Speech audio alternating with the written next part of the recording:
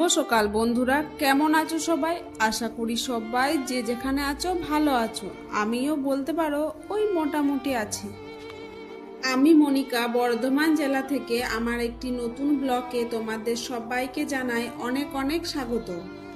আশা করছি আজকের ব্লগটিও তোমাদের ভালো লাগবে। যদি আমার ব্লগটি ভালো লেগে থাকে তাহলে চ্যানেলটি সাবস্ক্রাইব আর একটি লাইক দিয়ে আমার পাশে থেকো।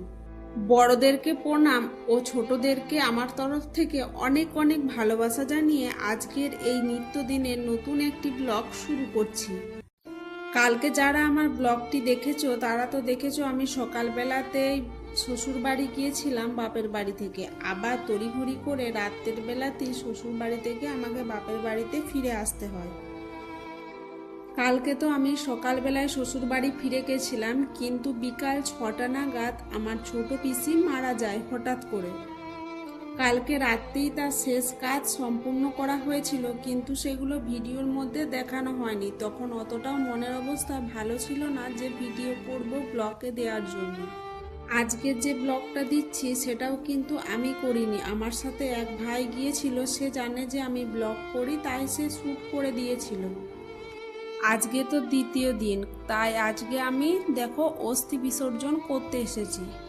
আর ছোট পিসির মুখাগ্নি যেহেতু আমিই করেছিলাম তাই অস্থি বিসর্জনের কাজগুলো আমিই করছি। জানো তো, আমার মনে হয় সব থেকে জীবনের খারাপ মুহূর্ত মনে হয় এটাই হবে যে নিজের সব থেকে কাছের মানুষের শেষকৃত্য করতে যে কতটা কষ্ট হয়, যে করে একমাত্র সেই জানে।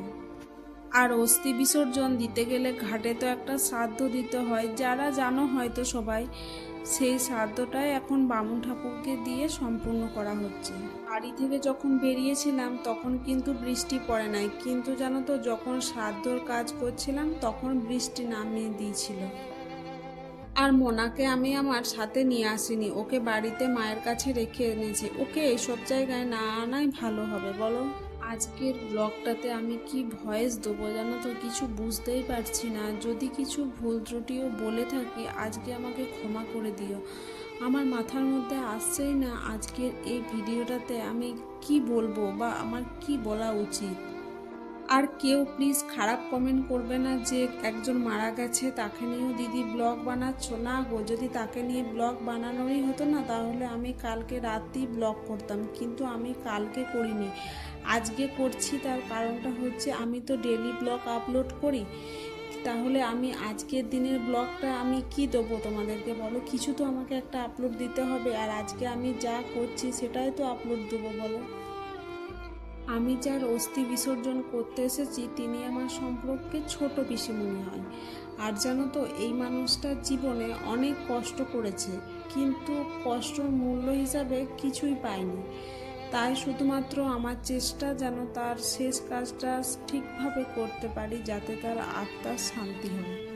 জানো তো আজ থেকে 6 মাস আগে আর একটা ঠিক একদম কাছের মানুষেরই শেষ কাজ সম্পূর্ণ করেছিলাম আমার নিজের হাতে। 6 মাস আগের আমার জীবনে আসার একটা সবথেকে বড় ঝড় ছিল, সেটাই এখনো জানো তো ভুলে উঠতে পারছি না। আর দেখো সেটা না কাটিয়ে ওঠার আগেই ভগবান আর একটা আমার জন্য রেডি করে রেখে দিয়েছিল। সবাই বলে যা কিছু হয় ভালোর জন্যই হয়, সত্যিই আমি জানি না এগুলো কি ভালোর জন্য হচ্ছে। তবে জানো তো আমি চাই না আমার জীবনে যে উথাল পাথালগুলো আসছে আমার মতো কারোর জীবনে আর এরকম আসুক। সবাই যেন ভালো থাকে। যখনই ভাবি জানো তো এরপর সব কিছু ঠিক হবে আর কিছু খারাপ হবে না, ঠিক তখনই আর একটা খারাপ জিনিস হয়ে যায়। আর একবার বা দুবার হয়েছে সেটা নয়, প্রতিবার যখনই ভাববো ভালো হবে তখনই খারাপ কিছু হতে হবে। এদিকে আমি পিণ্ডদান করার জন্য আলো চাল, কলা, মন্ডা আর যে যা যা জিনিস উপকরণ দেয় সেগুলো দিয়ে মাখিয়ে নিচ্ছিলাম। এদিকে দেখো আমার পিণ্ডদান ও জলদানের কাজ সম্পূর্ণ হয়েছে, এরপর যে বাকি কাজগুলো আছে ওগুলোই করছি। আর জানো তো এখন প্রতিদিন বৃষ্টি হচ্ছে বলে না এখানে জলও প্রচুর, মানে জলে একদম থই থই করছে। আর এদিকে হাওয়াও দিচ্ছে, নদীর ধার তো হাওয়া তো দেবে। স্বর্গ কারণয়ক ময়নীয় মানত্ব কামনায়া কৃষক গঙ্গা বিকরণ পুষ্টি নিক্ষেপ কর্মণ সাঙ্গতীর্থং দক্ষিণামিদং কাঞ্চলমিদং শ্রী বিষ্ণু দৈবতং অর্চিতং তা সম্ভব বর্তিলামি ব্রাহ্মণায়ং রানী।